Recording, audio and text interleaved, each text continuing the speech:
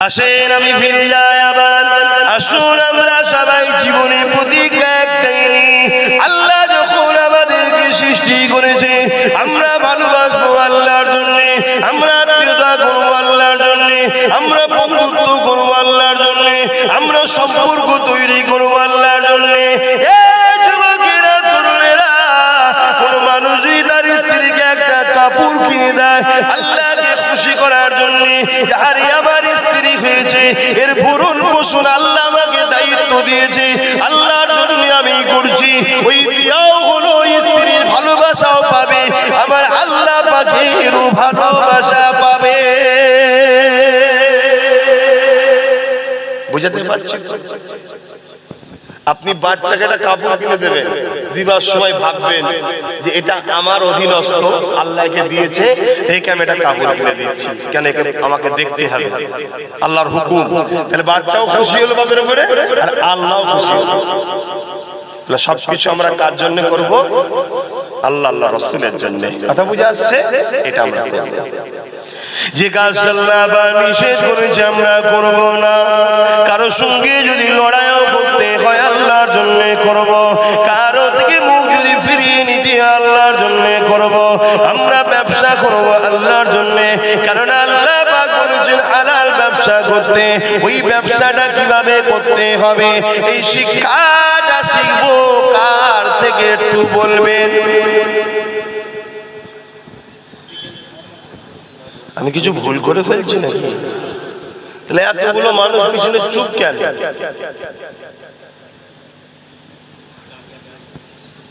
কি গো আমার পিছনের ভাইরা, বেজার হচ্ছে? ব্যবসা করব হালাল, আল্লাহর হুকুম, আল্লাহর জন্য করব, ঠিক না বেটি? কিন্তু এই ব্যবসা করাটা শিখবো কার থেকে? একটু সবাই বলুন, পিছনের ভাইরা বলুন মুখ খুলে, আমি শুনতে না পেলেও যেন আমার আল্লাহ জানে, এটা বলতে হবে, শরীয়তের হুকুম এটা। আমরা শিখবো রাসূলের থেকে, ঠিক না বেটি? আল্লাহ নবীকে ছেড়ে দিয়ে অন্য কারো থেকে শিখলে হবে না।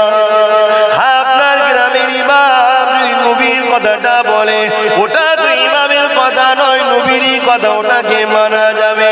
আমিও যদি ব্যবসার কথা তোমাকে শেখাই, যে ব্যবসা নবী শিখিয়েছে যে পদ্ধতিতে, মুখ তো আমার কথাটা তো নবীর, ওটাকে তোমাকে মেনে নিতে হবে। আমি যদি নিজের মন করা কথা বলি মানা যাবে না।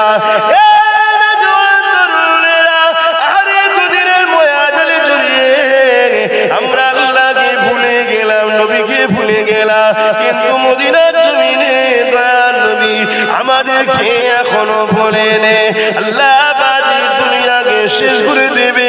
ওই সময় দুনিয়ার জমিনে হযরতে জিবরাইল আর হযরতে মিকাইলকে পাঠাবে, দুনিয়ার জমিনে এসে খুঁজতে লাগবে আমার নবী পাক কোথায়। যুবকেরা শোনো, এই পাহাড় দেখছো, এই পাহাড় থাকবে না, এই যে যদি নানা খাজ বিল দেখছো, এগুলো কিছুই থাকবে না, এই যে আসমান দেখছো, চাঁদ দেখছো, সূর্য দেখছো, এগুলো কিছুই থাকবে না।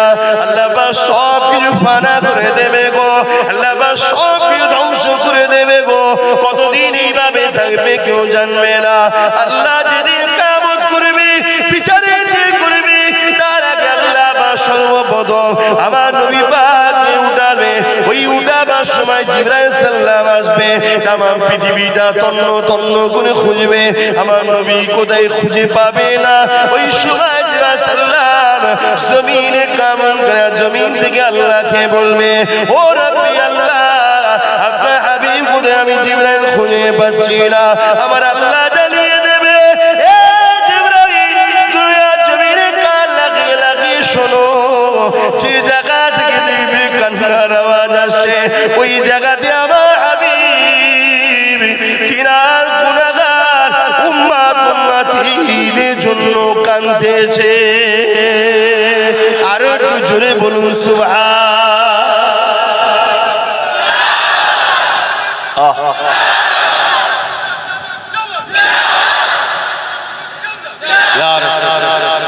আল্লাহ, কখনো কখনো ভাবি আমাদের ঘরের ছেলেগুলো এত নবী ভুলে গেল কেন? আমাদের ঘরের ছেলেগুলো নবীর বিষয়ে কিছু হলে এরা কথা বলে না।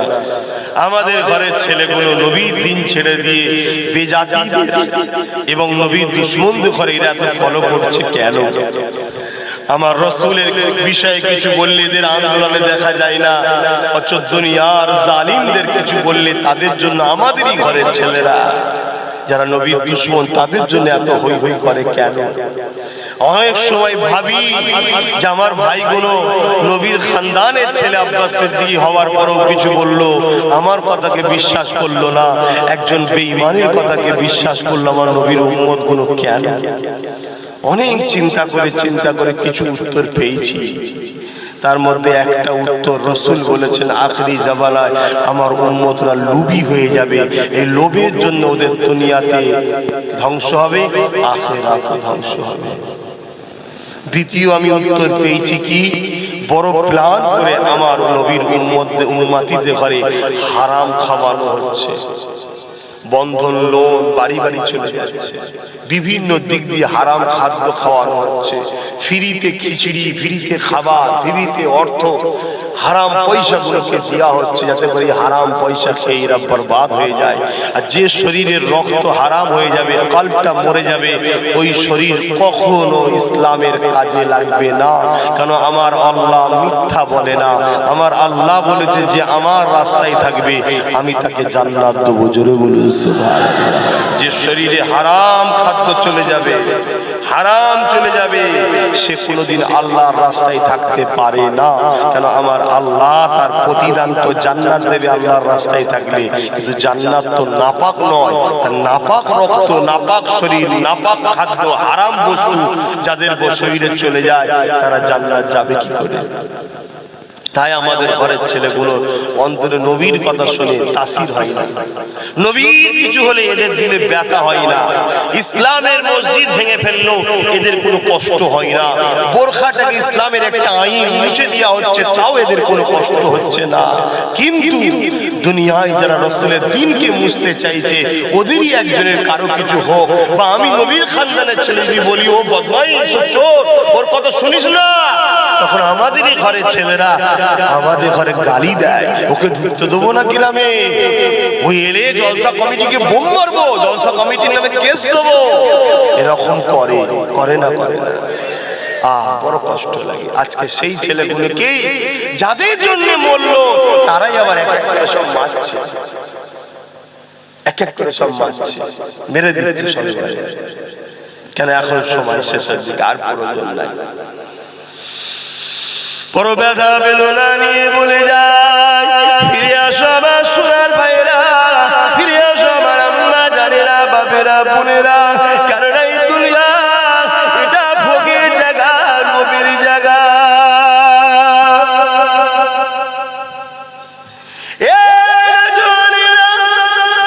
যুগে যুগে নবীর এসে ডেকেছে, আর নবী আসবে না, যুগে যুগে মুজাদ্দিদরা এসে ডেকেছে, মুজাদ্দিদদের অবর্তমানে তাদের রেখে যাওয়া আওলাদ হিসাবে ভুলে যায়, নবী পাকের খানদান হিসাবে ভুলে যায়। জীবনটা কিছুক্ষণ সময়ের জন্য কোনো বিশ্বাস নাই, এখনই মারা যেতে পারো, কোনো বিশ্বাস নাই, এখনই বুকে পেন হবে, হার্ট অ্যাটাক করে মারা যেতে পারো, কোনো বিশ্বাস নাই, ঘরে গিয়ে ঘুমাবে, সকালে সূর্য দেখতে না হতে পারে। তুমি কি জানো তুমি মারা যাবার পরে এই দুনিয়া দরদিরা কেউ তোমাকে 12 ঘন্টার বেশি রাখবে না, কারণ পচে যাবে, দুর্গন্ধ বেরোবে, কেউ সহ্য করতে পারবে না, এই তোমাকে কাফন জড়িয়ে কবরে দিয়ে আসবে। তুমি কি জানো ওই কবরটা তোমার কেমন হবে?